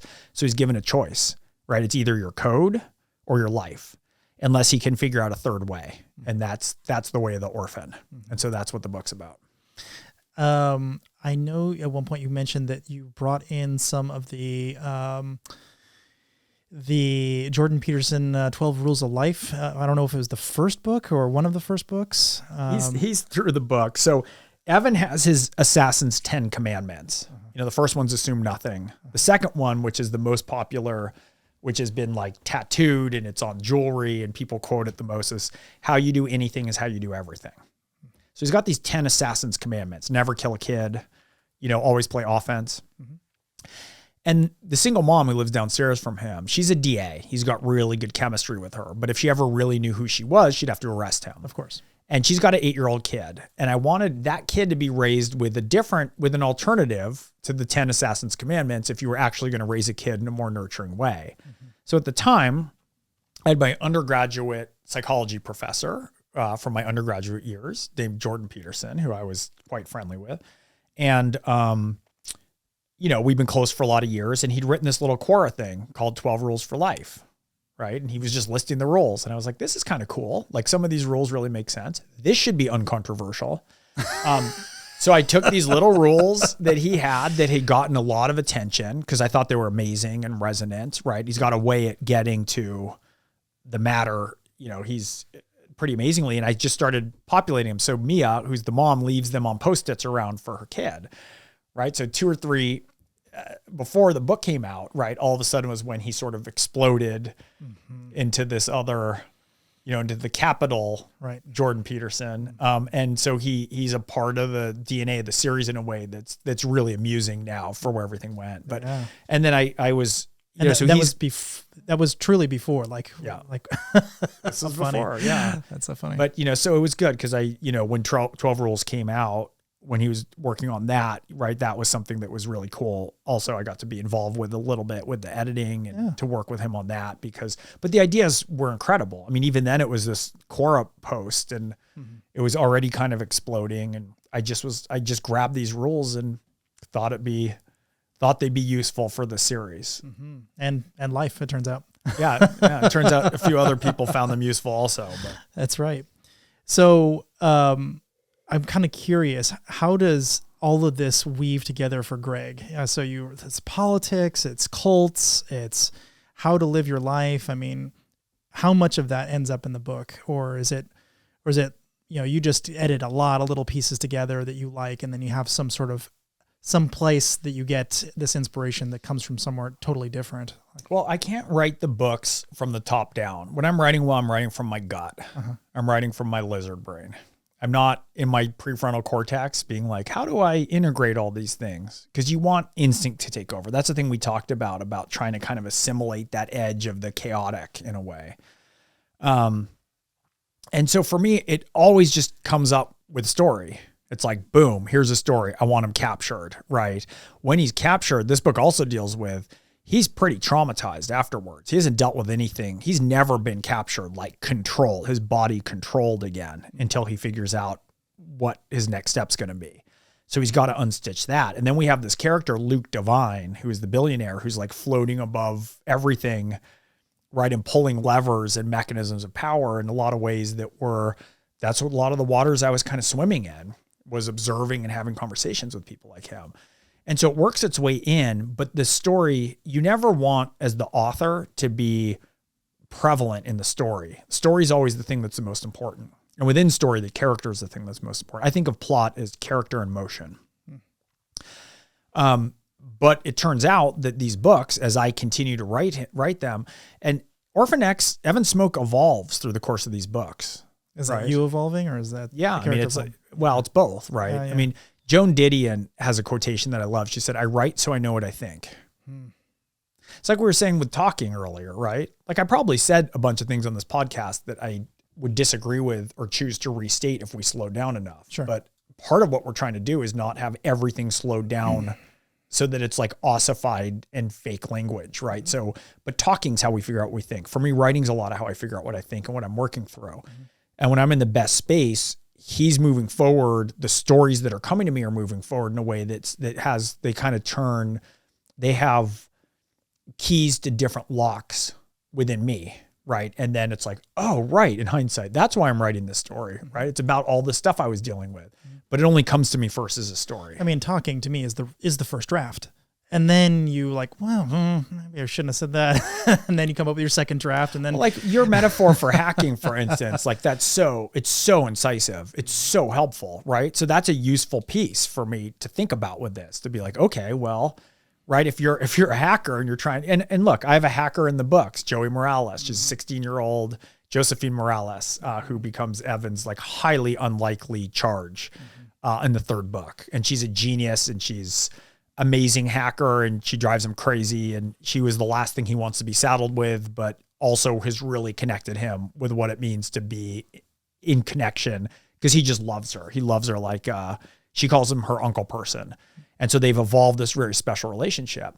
But that metaphor of hacking and needing to talk to people, needing to know what's happening, you need intelligence on the other side, right? It's good to have relationships on the other side too, to anchor too. Sure does. Because when shit goes down, you need to know who to call or who to ask. And maybe some people you disagree with on 90% of things, you can call for help for 10% of things, right? I've had some really unlikely people step up when I'm like, hey, there's these 3 ideas. I don't know which one works. Can you tell me which one you hate the least, right? And so there's pieces like that, right? When you have anything that you keep and you file and you put in the blender of your brain. And so you're right. It is a rough draft. Talking's a rough draft. It's absolutely a rough draft. So does this get turned into a movie or TV show? What's your plans? I've adapted it a few times. You know, Hollywood development is... I don't really know a whole lot about that, so walk me through it. You just need lightning and an eyedropper. I mean, my first movie, I've had 2 original movies made. The first one took me 18 years. The second one, I co-wrote it with a friend, Philip Eisner, who wrote Event Horizon. Great, just a terrific screenwriter. And we got Jason Momoa attached 2 weeks before Aquaman came out. And there was like a window, it's called Sweet Girl. It's on Netflix. And there was a window to hit before he was in Justice League. So we were literally shooting like 8 months later. So one took 18 years, one took 8 months. And so with this, I've adapted it. I had an amazing actor attached, lost him to another movie that he wrote, directed, starred in, produced, got the rights back, was playing with it in TV. I mean, I've had a lot of interesting talent circling. And then one of the things I realized was at a certain point, I was doing the adapting myself, whether for the screenplay or for the TV pilot. I co-wrote a TV pilot with another writer, Derek Kolstad, who wrote the John Wick series, talented and lovely guy. Yeah. But one of the things I realized as I got further and further along in the series was I can't back up and reset this and be in charge of both parallel universes. Like the books have carried so far forward that to reset and go, okay, well, the pilot's going to be based on the 3rd book, but I need to have reset from the 1st book, but I have a bunch of ideas from the 6th book. And then have that new universe carried forward with me at the helm is not a good idea. And so for the last couple of years, I have the rights back. We get a lot of, we get queries pretty much every week from directors and actors and producers, but I'm waiting to figure out just if somebody who I really trust, where the creative DNA is there, and then I can give it to them, because somebody has to take this series and have it be their own. That's what you want. And then I could be there as, an executive producer, let's say, as a database for what it is. And so I've gotten a little more protective about it after selling it a few times and banging around through the corridors of development in Hollywood. Absolutely. Well, Gregg, I would love to keep you, but I know you've got other things going. Maybe I can get you back at some point when you're passing through Austin, but I really appreciate you coming on the show. This is great. Thanks for having me on. This is a fascinating conversation. Yeah, thanks so much. So how do people get the book? Where do they find it? It's Amazon, I'm assuming. Book is everywhere. Amazon, Barnes & Noble, independent bookstores, audiobook. Scott Brick's my audio reader. He's fantastic. You might hear his voice if you call 1-855-to-NOWHERE and Orphan X answers. So it's anywhere and everywhere that books are sold. All right. Well, thanks so much for stopping by. I really appreciate that. My pleasure. All right. Thank you. Good luck.